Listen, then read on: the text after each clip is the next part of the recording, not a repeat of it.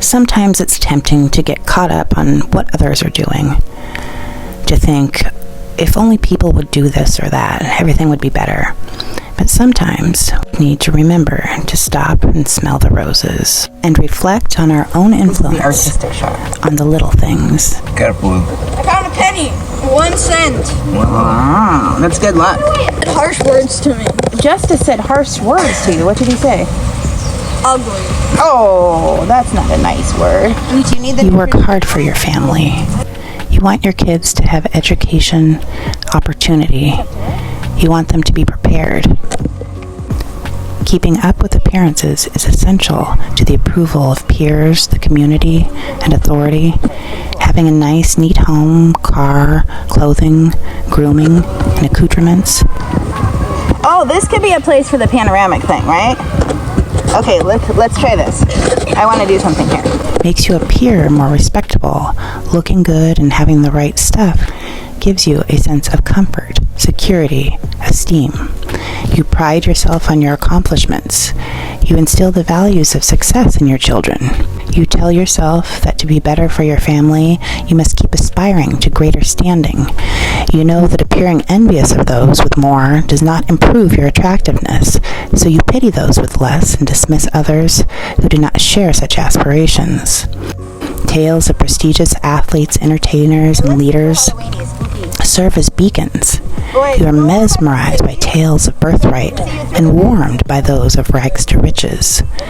Romanticisms, vague notions of freedom and civility affirm your reasoning. You can't imagine life without modern convenience. It is too much to consider how modern or superficial stimulation is an unsustainable humanitarian solution. You are too busy keeping up to worry about the toll of this rut on the planet. You just don't have the time to imagine another way. So you arm your children with your values.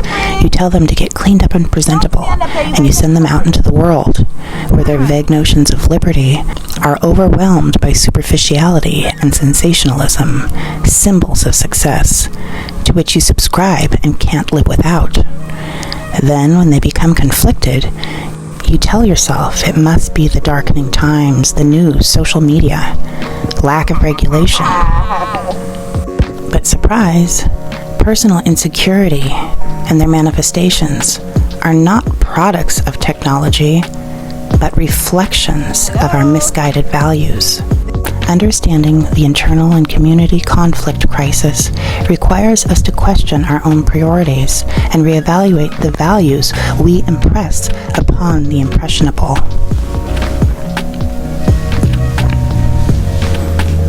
It is a misapplication of our primal instincts to feel threatened by asking ourselves the tough questions about our way of life. Some youth are far ahead of us in exploring alternative constructs of the future of humanity. Others are rebooting timeless truths and sustainability. And then others are just acting out, overwhelmed by mixed messages and expectations. But all are demanding clarity, real answers. Dismissing such considerations is a disservice to our collective well-being and a threat to the very survival of our species. We simply cannot artificially regulate our way out of fear and underlying manifestations of greed, corruption, and hatred. But we can make the time to listen and find the strength to contemplate. We must create the emotional fortitude to cultivate diversity appreciation. We must create the mental and physical space to attain sustainable alternatives, and we must make it our priority to positively impact planetary, systemic, and human balance. We can and must nurture love. It is not always the main attractions that leave the greatest impressions, but those little reminders. When life seems contrary or moving too fast, we must continue to sow the seeds of goodness. Talk nicely. Jasmine tried pulling down my pants. However long they may take to blossom. Roses are red, violets are blue. Love.